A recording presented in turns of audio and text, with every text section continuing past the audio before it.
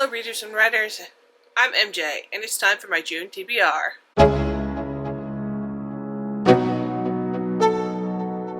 So I guess there's something about joining BookTube that's gotten me back into doing readathons, because for June I'm going to be participating in the Queer Lit Readathon. This is the 11th installment of the Queer Lit Readathon, and it's the first time I have actually been participating in it, even though I've known it has existed for a while. The Readathon is created by Rogan Shannon and Kathy Trethart, and I will link both of their channels below, and specifically their announcement videos, so you can go find out more about the Readathon.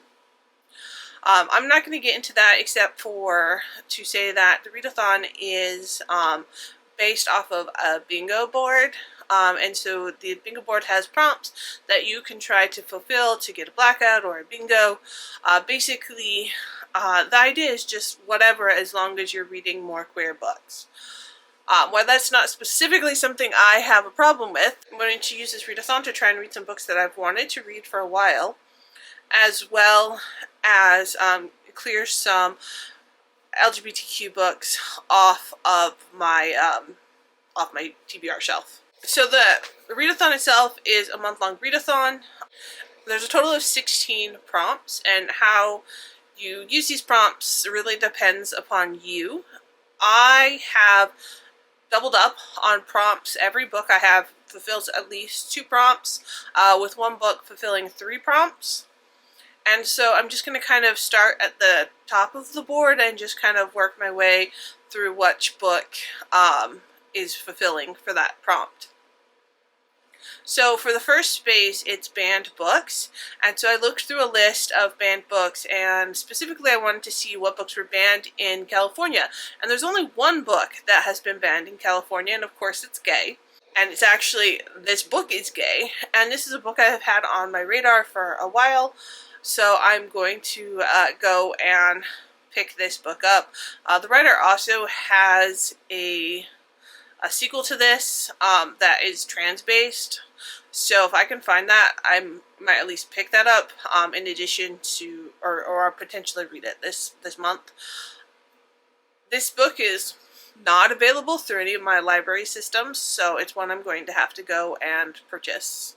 I'm also using this book to fulfill the 4th prompt, which is a choose your own prompt, and I'm filling in this prompt as nonfiction.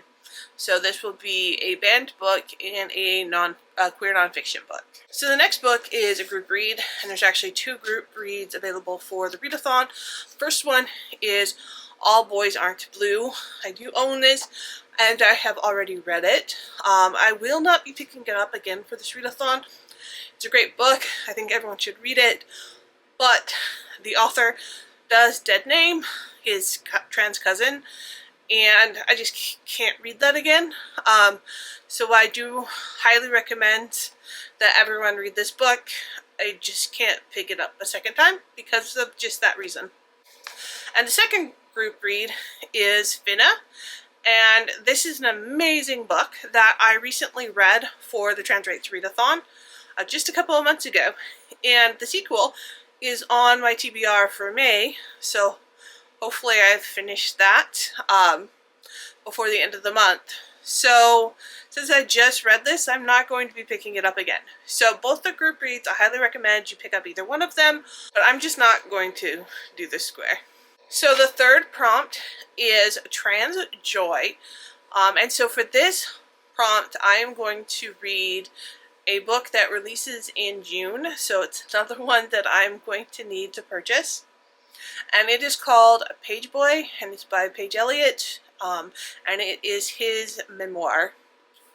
And I'm not specifically sure what is in this memoir, but I know that specifically for me, seeing him transition in a public space has given me trans joy. So while I'm sure that there will be some difficult topics in this memoir, I'm sure there will also be trans joy in there as well. This book also will fulfill the memoir prompt, and It also, okay, so I'm flubbing it a little bit.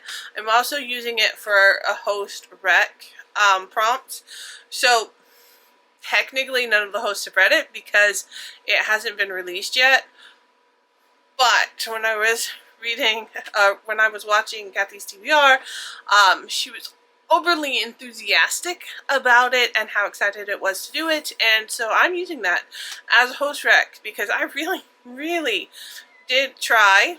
Because I really did try to go through all the past videos and find something that I owned that they also recommended that I haven't already read, and I didn't. So I'm taking a little bit of liberty with that, but I'm sure once people read it, it's definitely going to be one that is recommended. So the fourth prompt is choose your own prompt, which I have already fulfilled. The fifth prompt is MSpec, which is coverall term for anyone who's like bi or pan or any sort of like multiple sexuality. So for this prompt, I have picked Never Ever Getting Back Together, which is one of my Rainbow Crate books. This book has bisexual female representation and sapphic representation, so I'm also including it for my the sapphic selection as well. It is very YA, which I tried to stay away from, but it seems like the majority of queer books are YA, so there we go. And I'm gonna try and read it to see how much I like it. So the next prompt is history, and I am being creative with this prompt. I am reading a book where there is a history between the characters, and I'm reading Here's to Us. And this is another YA book, but it is by Becky Abernathy and Adam Silvera, and I have enjoyed both of their books before, so I'm really excited to pick this up. In addition to history, I'm also using it for queer friends because it does seem like there is like interactions between this friend group. They may be romantic interactions. I'm not quite certain, but from what I can tell in the descriptions, it should work for that as well. It's also been on my shelf for way too long, and I need to actually read it. So the next prompt is host rec, which I am using for Page Boy, and then memoir, which I'm also using for Page Boy. The next prompt is crime, and this is a very interesting prompt. I wasn't sure what I wanted to do with it, but I have decided that I'm going to read the rules and regulations for mediating myths and magic, and it's very shiny, and it's probably going to be horribly shiny on screen. That's still shiny. This is an indie book that was produced by Rainbow Crate. It is absolutely beautiful and is very intriguing. It's one I've wanted to be picked up, so I'm very excited to get to this. I figure that if there are rules and regulations, then those are to stop individuals from committing crimes, or at least rule breaking, and so therefore it fits the prompt. It also fits the prompt for a book written by a non-binary author. They actually use a different term for that, but I do not like the shortened terms for non-binary, so I prefer to use the term non-binary. So I'm really excited to pick this up, and yeah, this book is stunning. This book is 75% YA, 25% adult, so I don't know exactly what that means, but at least it's a little adultish, which is probably the first one on this list. So I would love for you all to give me some recommendations for adult-centric queer fiction. Bonus points if it is not, there's no spice in it whatsoever, because if it's too spicy, I can't handle it personally. Crime, and then non-binary author, and then the next prompt is intersectionality, and I am reading Nothing Burns as Bright as You, and I'm reading this for, wow, look at that reflecting. I'm reading this for intersectionality as well as folklore. I don't know exactly what folklore means, But since this is told in prose, I am going with it. It probably is not related at all. And I'm still doing it. So the next prompt, so we have intersectionality and we have folklore, and then the next prompt is continued. And this is one that you can take however you want, continue in a series, continue reading an author that you've already read before. I'm taking it as continue reading a section of this book that I've already started. So I've already read 16 Souls, but in the back of it, there is a fairly decent sized short story called Ghosted that I have been meaning to pick up. So I am continuing reading this book by reading the short story in the volume. Also that also qualifies for short stories. So Ghosted will be the short story that I will be picking up. So the last two prompts are Sapphic and Queer Friends, which I have already used towards other prompts. So in total I have 7 books for my TBR. 5 I already own, and 2 I am going to need to purchase because I can't get either of them from the library. Although I'm hoping Page Boy comes out. I requested it. We'll see if they actually purchase a copy of it or not. But one can hope. If nothing else, it's definitely a memoir that I'm very excited about. I do just want to put a plug in that if you are joining in the Queer Lit Readathon, both The Immortal Part of Myself and In Between would fit several prompts, specifically books written by a non-binary author.